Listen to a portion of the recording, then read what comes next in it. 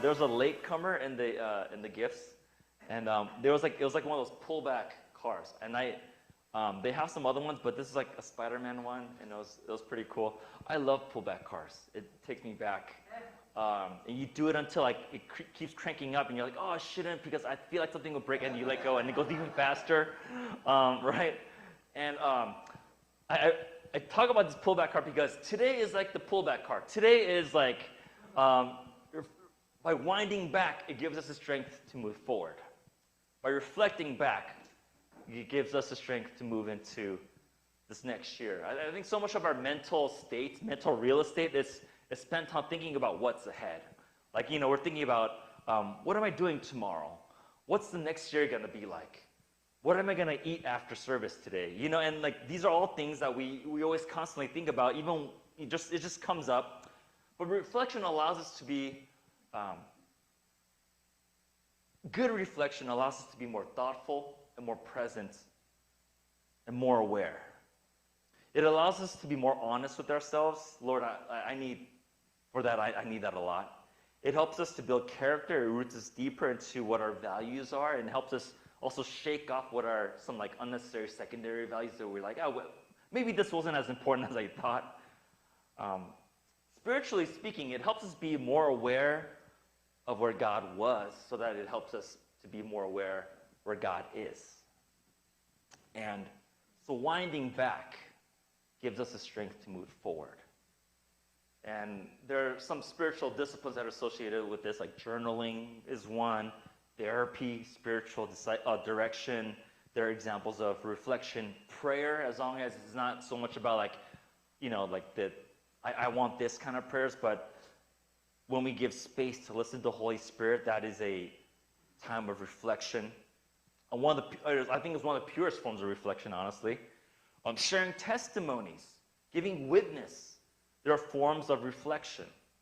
And so much of our faith is shaped by the process and the act of reflection. So this is one of the things that we do as a church family. We used to do it as a church community together. For the last few years, we did it kind of individually, but now we felt like maybe this is a good time to do it together as a church community. So here's how we're going to do this, okay? And folks online, you can do this too. But we are going to get into groups of 2 or 3. No more than that, though. Because we want to try to keep the quality of reflection, quality of discussion. So we're going to get into groups of 2 or 3, and and ideally someone that's not your spouse, okay? Or your best friend, or the person you see pretty often, because you could talk about these questions later with them, right? So this is think of it as like a primer. These are the questions that you'll get you thinking as you reflect on this last year. But in groups of 3, I'll give you clusters of 3 sets of questions, and you'll talk about them, all right? And so, just to kind of help you ease into these conversations, so I will break the ice for you.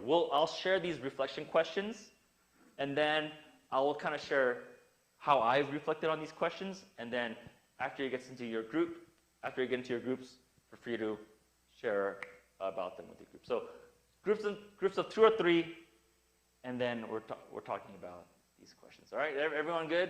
Everyone good? All right, so here you go. Here are the first clusters of questions. How have you seen God come through this year? Oh, by the way, I'll give you maybe about 4 or 5 minutes to share a little bit. So these are going to be pretty quick. Go through pretty quickly. So, how have you seen God come through this last year? What prayers did God answer this year? How has God shaped, changed, and/or affirmed your identity this year? How have you seen God come through this year? What prayers did God answer this year? And how has God shaped, changed, or affirmed your identity this last year? So how I've seen God do this in me is it's mainly in the space of all my insecurities, and I have a lot of them, and most of it comes especially this year more than any other year, came from in the place of my identity as a pastor.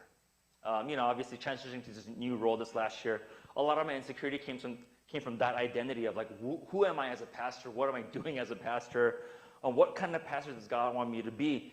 And so, and I think a lot of that comes from like just being a pastor's kid, you know? So like a lot of that just kind of carries over. So a lot of that is carrying the thought of like, what do people think of me? Because I never got the freedom to like, or not freedom, but as a kid, as a pastor's kid, I always carried that with me.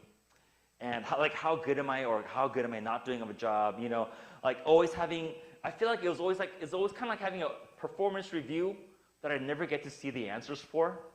And so much of my personal time with Jesus was hashing that out with God and letting go of that.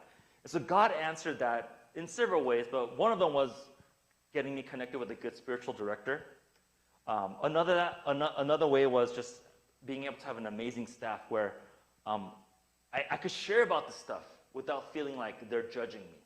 And that, I think that's a huge gift. And the last thing is, God really changed my definition of what it means to be faithful.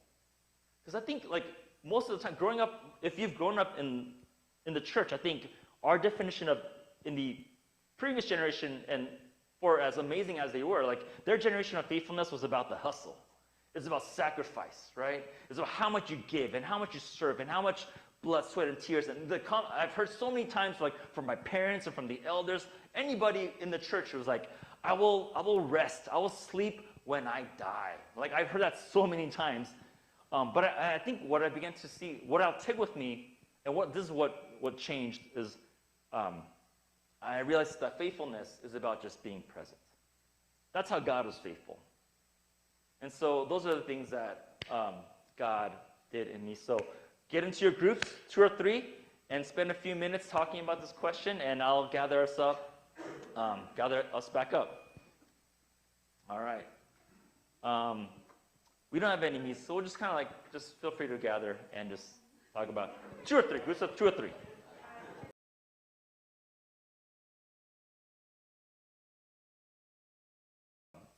Because the next cluster of questions are this.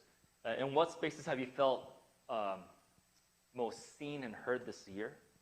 How have you experienced God through church, family, and or friends this last year, or any kind of social circles that you're a part of? And what spaces have you felt God's invitation for peacemaking this year? For me, there are many examples of this, but one specific one that comes to mind is, in the last 2 years, especially with the rise of COVID and the AAPI stuff, that really hit me hard. And when the things that went down in March in Atlanta this year, it just hit me at very deep levels, and I didn't know how to process that. And by just God's kind of divine timing was that we had lament, and after that happened, we shared that time together. And I told this to Vanessa many times, but Vanessa was facilitating that conversation, and the way she did it with such wisdom and such grace.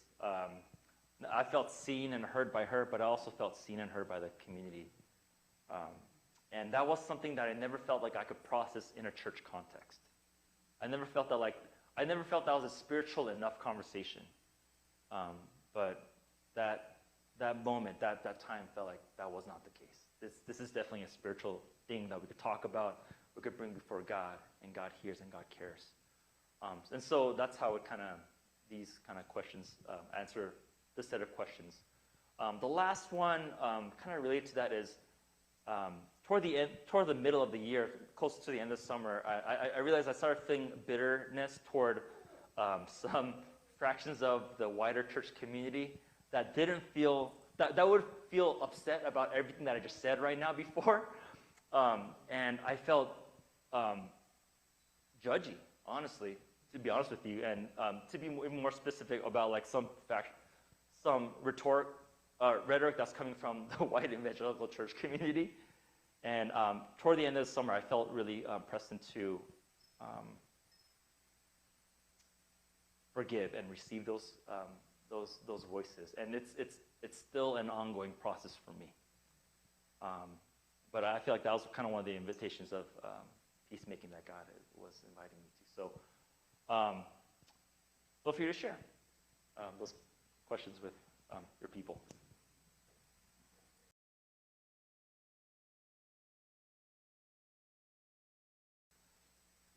Next cluster of questions.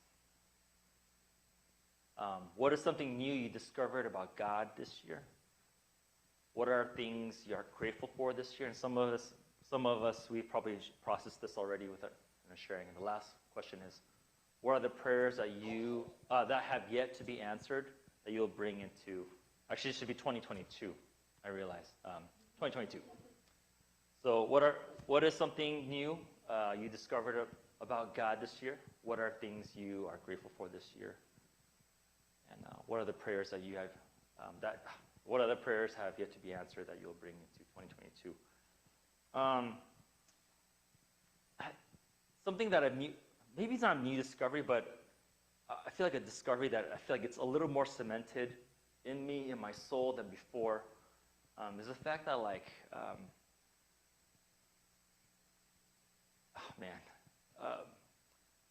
that God doesn't critique me the way I critique myself. And that's been so huge for me. And because, man, the harshest thoughts I have are internal. And they're things that I've struggled with over and over again in my life.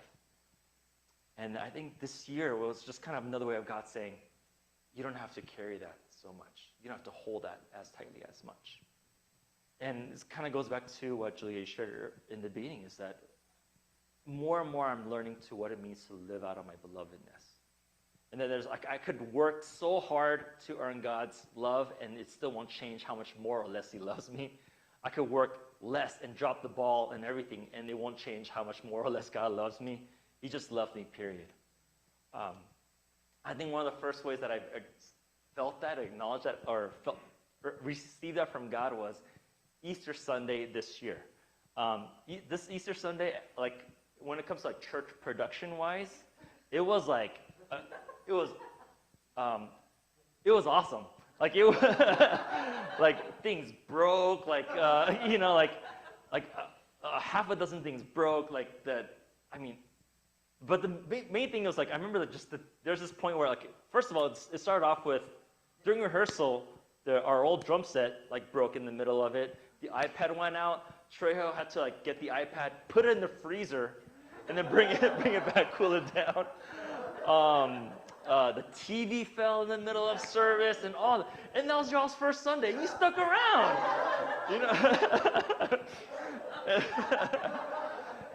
And then it was just everything that could have possibly went wrong that Sunday.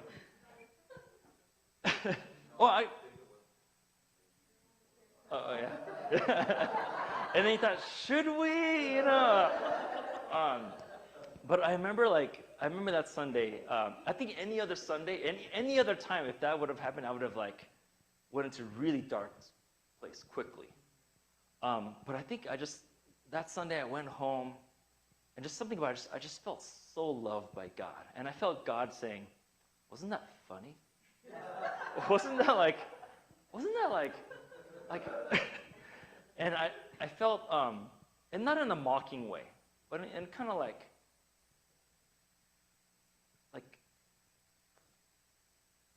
just felt loved. And I didn't have to beat myself up for it. And that kind of depth of discovery. I mean, it's the same discovery, but just another level of it. I feel like that will take me into so many years to come. So, and that kind of answers the last question too. That's one thing I'll continue to bring in and process in the years to come, because it's an ongoing journey. I want to live more and more out of my belovedness, and yet at the same time know that He doesn't allow me to kind of settle for things either, because of His belovedness. He wants to see me made more and more to the likeness of Christ. And that looks significantly different from, I think, the industry of church I feel like most of us grew up with. And I look forward to pressing into that more into next year. So feel free to share these questions with the people around you.